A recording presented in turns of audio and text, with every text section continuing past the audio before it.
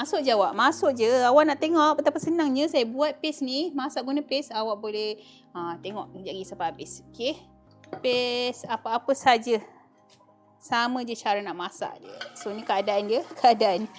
Ini paste dia. InsyaAllah pekat tau. Pekat. Kita dah tumis sampai dia betul-betul naik minyak. So tak payah nak letak minyak. Tak payah nak tumis apa-apa. Letak je tu. Lepas tu kita just letakkan air. Untuk air ni depends masakan lauk yang kita nak masak tu. Contoh daging ke ayam ke just letak air lebih sikit lah. Sebab kita nak ayam dengan daging kan dah lama nak masak. Tapi kalau macam telur ni letak sikit pun dah cukup.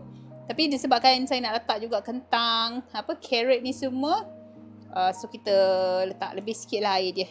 Okay, letak lebih sikit air untuk bagi, sementara nak bagi benda-benda ni lembut. Guna santan boleh ke? Boleh je Dahlia.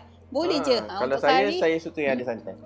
Untuk kari, untuk kurma letak santan boleh tak? Letak santan pun boleh, tak ada masalah.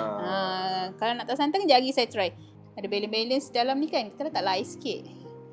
Sebab dia membazir kan. Kita letak air sikit, goyang-goyang, masuk dalam ni. Macam tu je awak. Macam suami saya dengan anak-anak kita orang suka kurma ni macam manis sikit tau. So masa nak masak ni awak tambah gula sikit pun boleh. Dalam ni sebenarnya dah ada gula, tapi sikit lah, tak terasa sangat pun gula dia. Sebab kita tak nak buat dia terlalu manis. Takut tak semua orang suka kurma yang manis, betul tak? Telur ni tak terus pun boleh juga. Tak je terus. Tak je terus. Boleh je. Boleh campak je terus awak. Campak je terus. Dalam 7 biji pun boleh sebenarnya telur untuk satu pack, okey? Ya, tapi sebab kami tak ramai nak makan, masak je 4.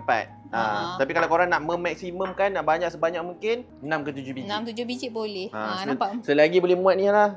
Selagi boleh muat. Korang letak je lah banyak. Okey, nampak tak pekat dia tu? Yang ni saya tak letak santan tau. Memang pekat macam ni lah kuah dia. Lepas tu nak masak, masa masak tu jangan bagi dia terlampau pekat sangat. Bagi cair-cair sikit tak apa. Lagipun bila kita dah letak kentang ni semua, dia makin sejuk, dia akan makin pekat. Okey, so ini contoh kalau tak letak santan lah. Kalau letak santan, meh saya tunjuk letak santan.